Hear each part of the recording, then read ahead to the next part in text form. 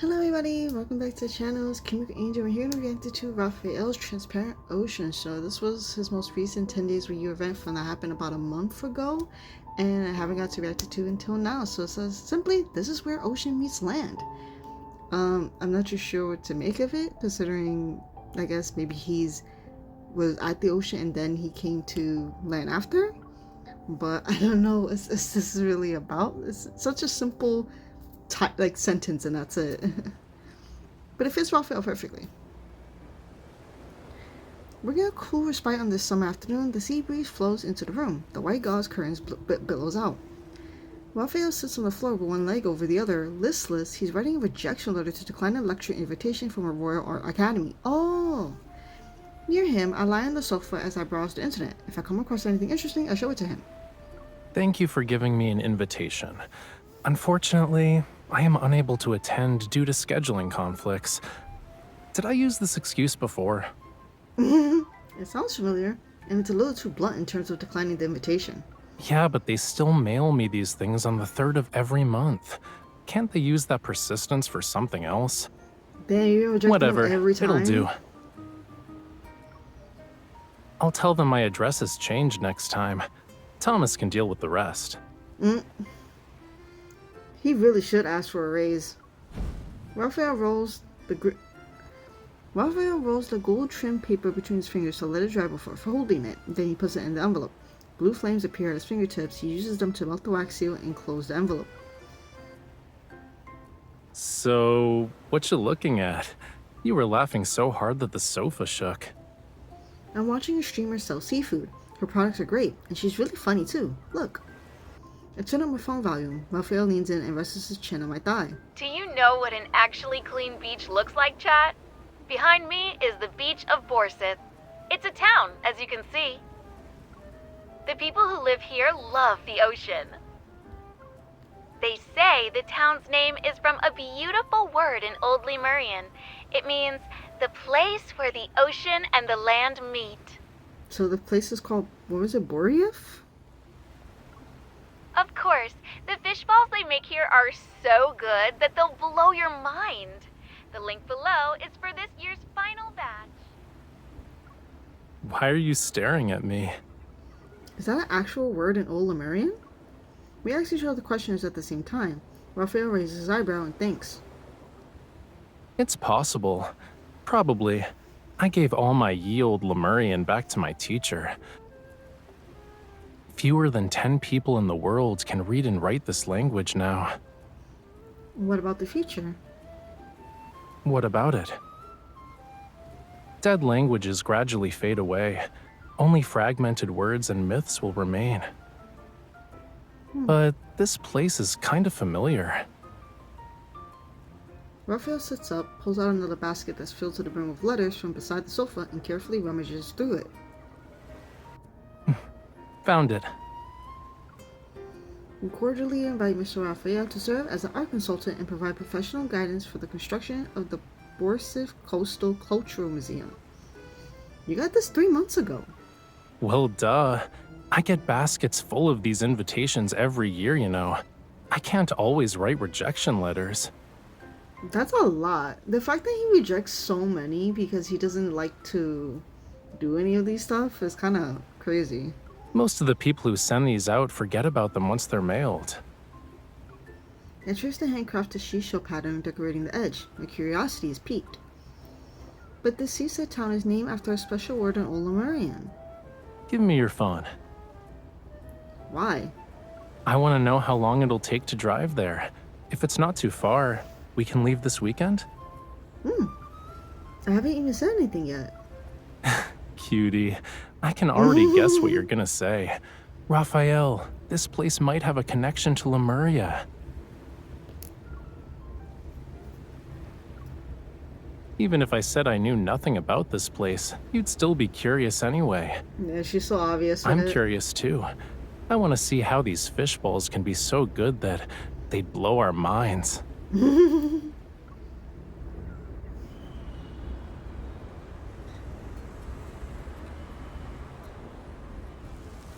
Following the car's navigation system, the road becomes increasingly narrow.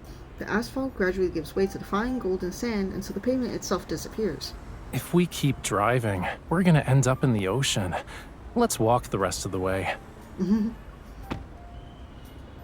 As I open the car door, the warm sea breeze rushes to my face, and a rhythmic succession waves of laughter from the beach flows to my ear. Parents guide toddlers to take their first steps along the shore. They kick up water and sand as they go. Everyone's tan skin has a healthy glow. The town's silhouette is barely visible in the distance. Every household along the coast has colorful, wet diving suits hanging by the doors. They're being dried. Do you smell that? I mimic Raphael's actions as I sniff the air. Sure enough, I detect a mysterious, salty, sweet aroma. I don't know what it is, but it's making me hungry. I'm guessing it's cuttlefish balls with mackerel mixed in. It smells like they were just cooked. Let's eat before asking about what you wanted to know.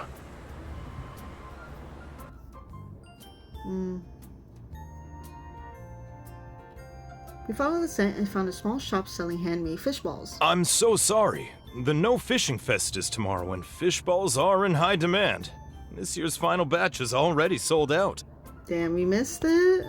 But I still have some fresh fish in the shop. I was saving them for myself. If you don't mind, you could try making them yourselves.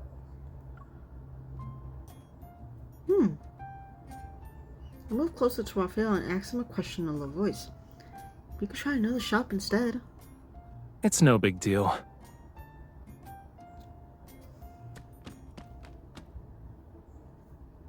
What's wrong? Do we really have to use such a primitive method? What? What is going on? Raphael switches the wooden stick to his other hand and stretches his overworked right arm. I'm not sure what's gonna be firm or chewy if I keep pounding like this. Oh, you like making the mochi? Take a break. That's not how you should be using your strength anyway. You made enough fish balls to fill an entire pot. I was thinking more so like, I don't know if you've seen like those videos where they like had to pound like a mochi and that's how they make it. But I guess that could be like the, what is it? No, it's not the batter essentially, right? Maybe, I don't know. I placed the last, not exactly round fish ball into the water basin and removed my gloves. You managed to create an evolutionary family tree of fish balls? How? I silently stare at the irregularly shaped fish balls of all sizes floating in the basin. I told you I pounded the fish meat and you shaped them. Nah, always doing what you're good at usually leads to that activity losing its novelty. What? Come here. My fish boy, my fishy. Aw. I pinched Raphael's cheek. I disagree. I could pinch your cheek 100 more times and I never get tired of it. The shop owner, who was busy with receipts and deliveries, walks in. He smiles at our conversation. Miss, your boyfriend doesn't want you to be tired. He's just making up excuses. Hey, you've made plenty of fish balls. I'll start cooking them. They'll be ready in just a few minutes. Man, it's been quite some time that I even had fish balls. I love eating them. They're really good. And it's like, wow, I haven't had them in like forever. Maybe I should try to get some. The shop owner carries the entire fishball clan back to the kitchen. Raphael and I finally have a chance to take a break and look around. The savory aroma of fish balls fills the entire shop, but the area by the window stands out. It's adorned with decorations that seem completely out of place. Raphael walks over and touches the string of glass bottles hanging in sequence. A few light, cheerful notes resound, while the crushed sea shells and white sand at the bottom of the bottles make their own soft sounds.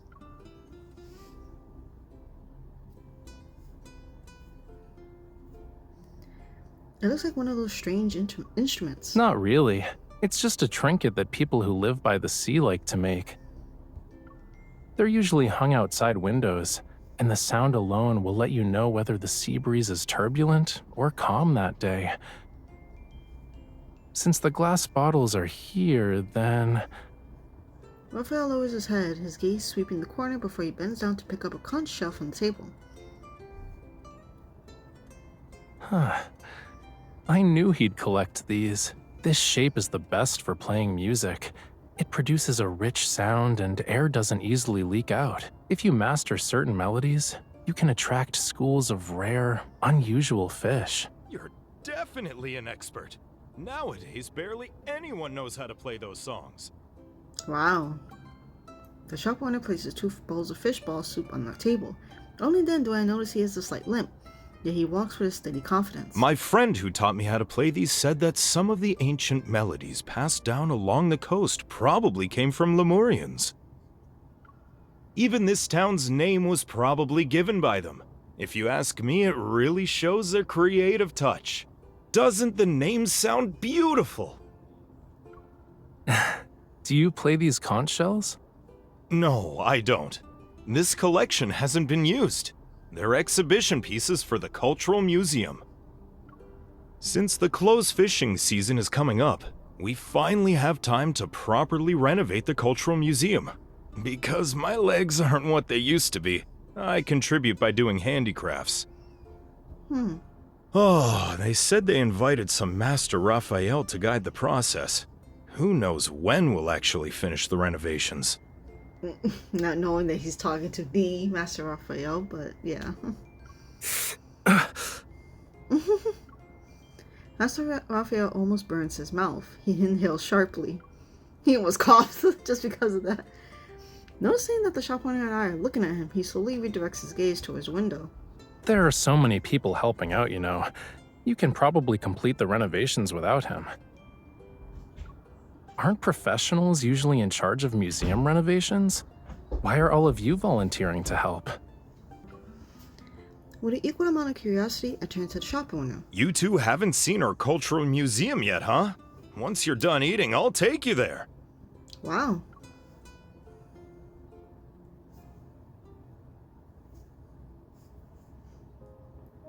The Coastal Cultural Museum sits atop a cliff. The shop owner borrowed a shuttle so he can drive us there. The museum is divided into several basic sections, and the shop owner places the conch shells he brought on a table in the coastal art exhibition area. Isn't this a nice place? It faces the sea, so it has the best view in town. Yeah, those does look nice though, yeah. Things are a little disorganized right now. Feel free to look around while I tidy up. The Cultural Museum isn't very large. After Rafayel and I walked around the entire place once, we quickly found ourselves at the Borsiv Historical Exhibition area near the entrance. Accompanied by descriptive text, photos line one of the walls. There are precious images of these town's earliest settlers.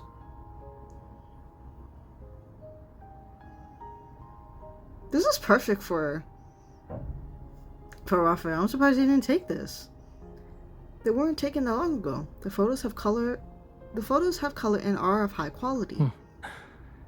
After the Corona Rift catastrophe and the subsequent tsunamis passed, this small patch of land finally emerged from the sea. People began to settle down here, so they gave it a new name, Borseth. Instead of calling it a place where the ocean and the land meet, it'd be more accurate to say it was originally part of the ocean. So after the catastrophe and the tsunami, it kind of birthed this area. So that's why you're saying, oh, it was probably from under and then it came up. And that's why it's like land now. I'm impressed. It would have been even better if you weren't reading the text panel word for word. To be honest, my knowledge about this place is at the same level as yours. But there's one thing I do know for sure. What is it? There's nothing here that's even distantly related to Lemuria.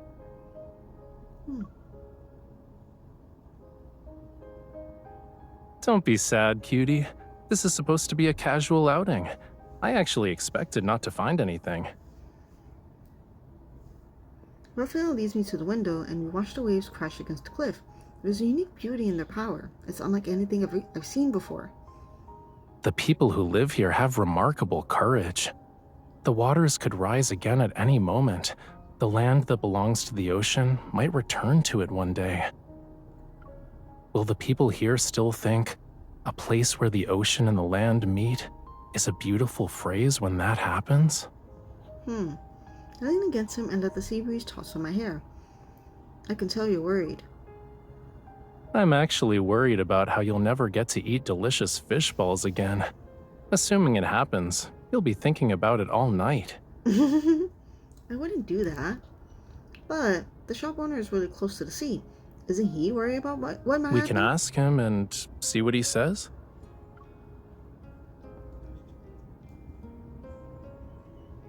We bring up the topic with the shop owner, and to our surprise, he quickly opens up. Have you two gone sea fishing before? I used to do it all the time a few years back. A huge wave crashed into me in the boat. We both flipped over. That's when I injured this leg of mine. It's been many years since then. But there's a boat outside your shop that's well maintained. It looks like it was used recently, too. I couldn't just sit still. After my fishing business failed, I was in a daze and went out to sea again. I wasn't planning to come back. Then I looked up, saw the ocean. It was so blue and beautiful as it stretched endlessly toward the horizon. I realized that even though the sea takes things away sometimes, it's still incredibly generous. On a smaller scale, look at all the stuff here. Aren't they all a gift from the sea? Yeah, you guys, you live so close to the sea that you have all these seafood stuff that you have, all the conch. Like, you can have so many things that are from the ocean. You can make food with it. You can make anything with it, essentially.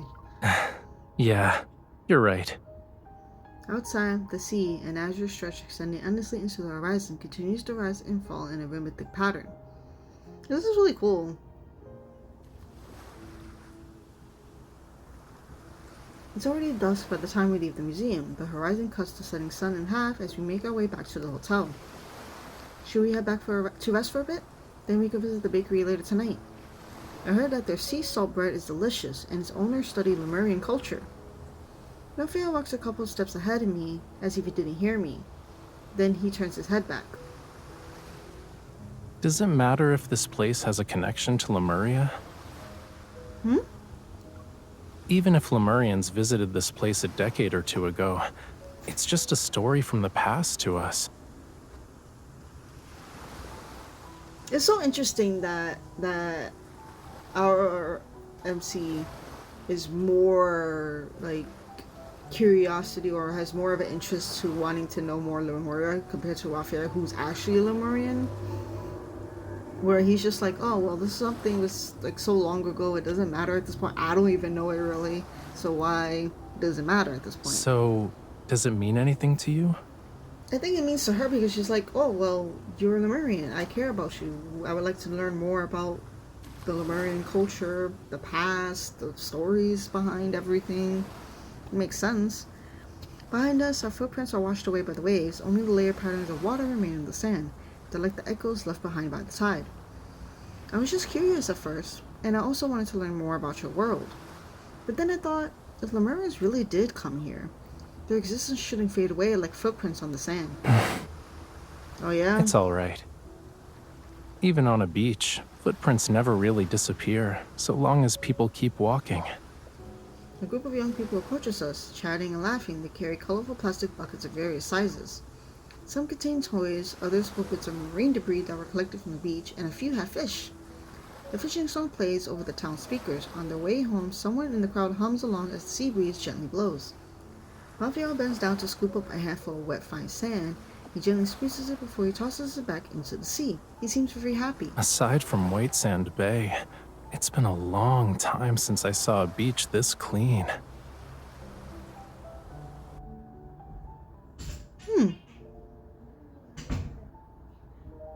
Coastal weather is unpredictable. As night falls, it starts raining. Our plans to continue exploring the town after we return are ruined. Resting on Rafayel's arms, I look through the photos we took at the museum today. I'm trying to find any details we might have overlooked. When I come across a photo of the coastal art exhibition area, my attention is drawn to a ceramic plate in the corner. It was painted by hand. This fish pattern looks familiar for some reason. Oh my god, is this something that he made?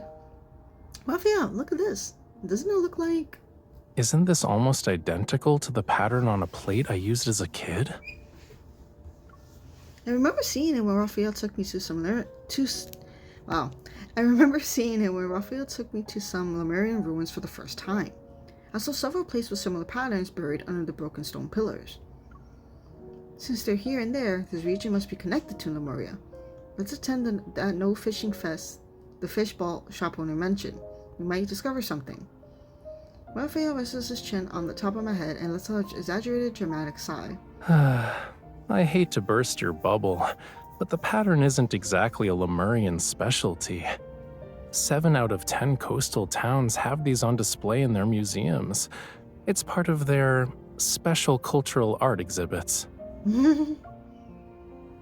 So it was always that common? Aside from Borsif, this place doesn't have anything else that connects it to Lemuria. Words have their unique meanings, but it's not like everyone understands them. Maybe someone felt inspired, or maybe every new settlement needs a name, which is why this town got one. I'm kinda curious where the person who named it originally heard that word from.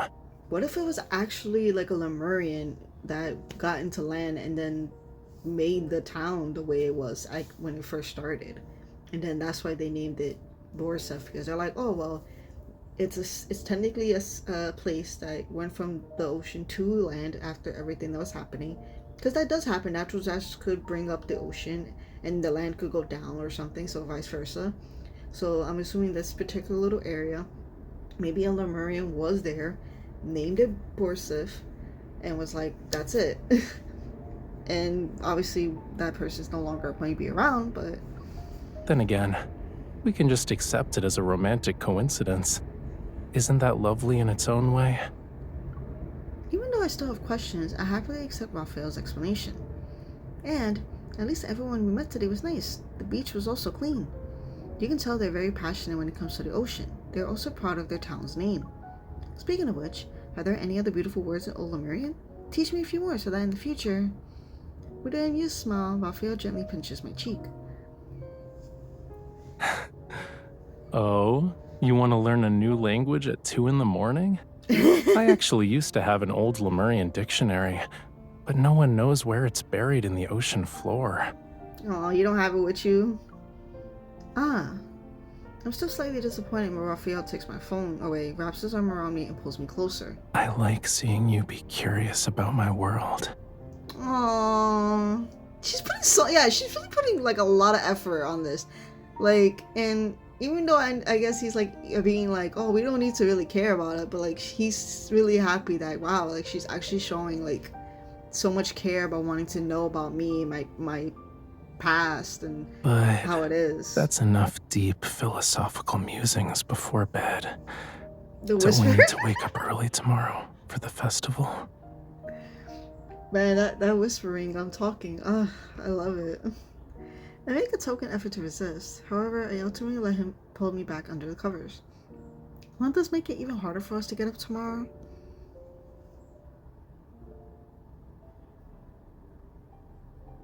Sure enough, we overslept the next morning. The no fishing fest is being held on the beach near the museum. The morning rainfall hasn't ceased yet though, so the festival has been postponed until noon. On our way there, we pass by an art supply store and Raphael pulls me inside.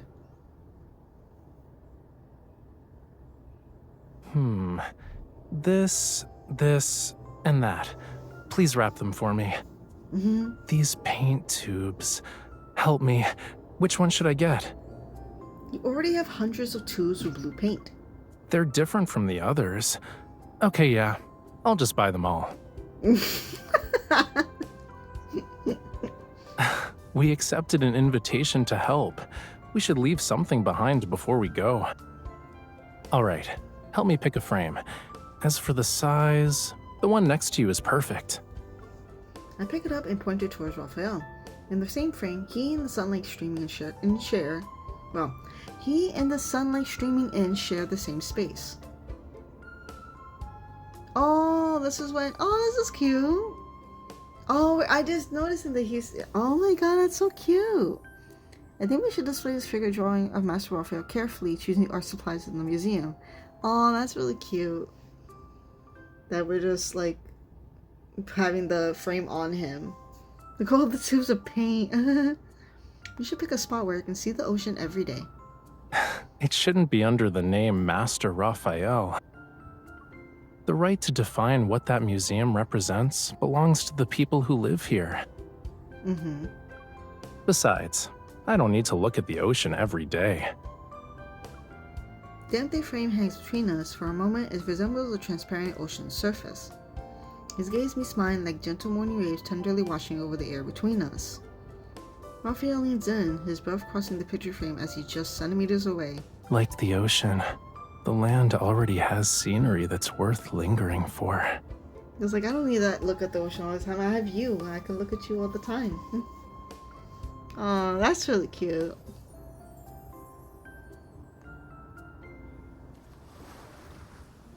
By the time we reach the beach, a raised platform has already been set up nearby.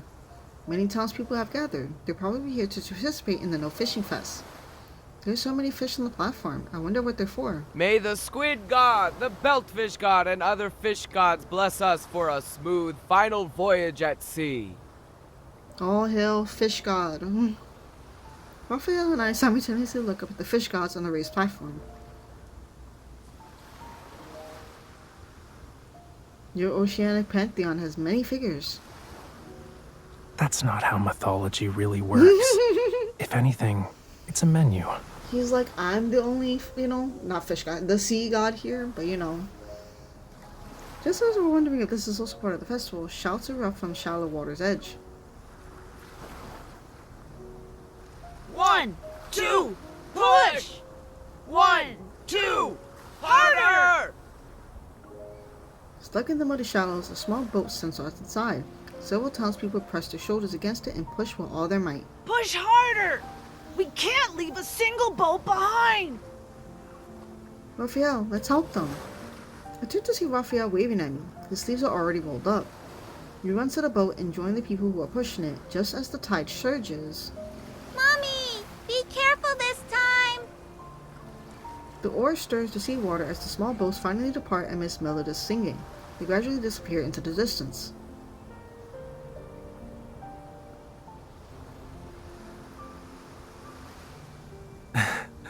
I hope everything they sang about comes true. You understood all of that? I don't know the lyrics, but I heard similar songs when I was young. Back then, the people who sang, their tone and the look in their eyes were very similar to these people's. I think what they hope for and praise in their songs must be similar. He crouches down and draws a line in the sand. It's soon washed away by the tide. I sit down beside him. Simple, heartfelt wishes, blessings for those traveling to distant places, and praise for the boundless vastness of the ocean. The celebration on the beach grows livelier. Nearby, children run around with their homemade paper boats. Some people stand at the shore. For a long time, they gaze in the direction where the last boat disappeared to. Why do people who live on land yearn for the ocean? Maybe it's because they know their world too well, yet the other world is still unfamiliar. Whether they live in the ocean or on land, people always imagine a life different from their own. Suddenly, I find myself wanting to know about those years in the past.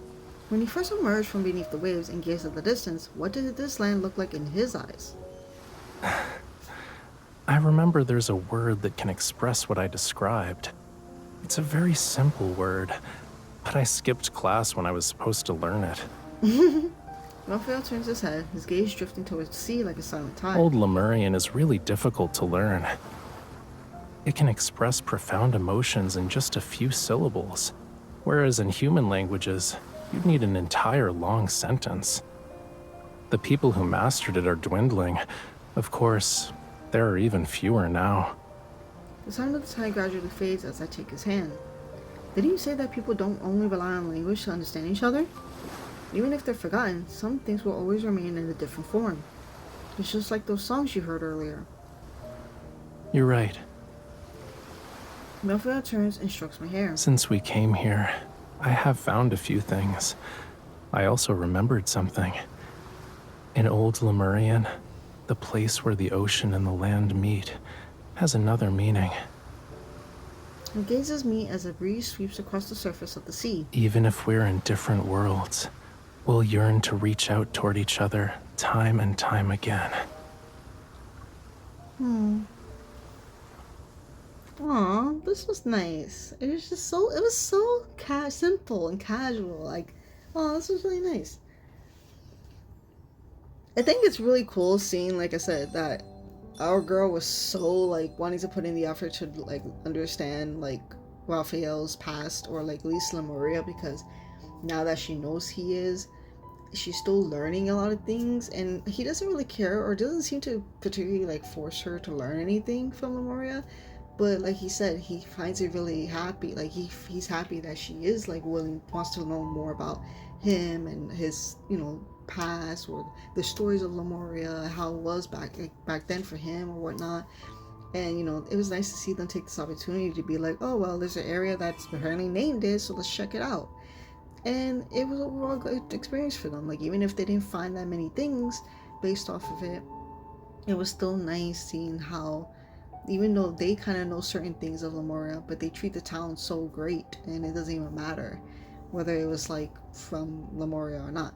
Like I said, I'm under the assumption that maybe a Lemurian actually did settle there and named the town there. Like they were like the first like big person there, like a mayor or something like that. I don't know, but like maybe that was like the story behind Borsif, and that's, you know, obviously not many people are gonna know it at this point. But that's my assumption, that it was probably named by an actual Lemurian, and I don't think they're around anymore, so it's not something that we can really get to figure out or find the truth of, because there's like no records or research on it.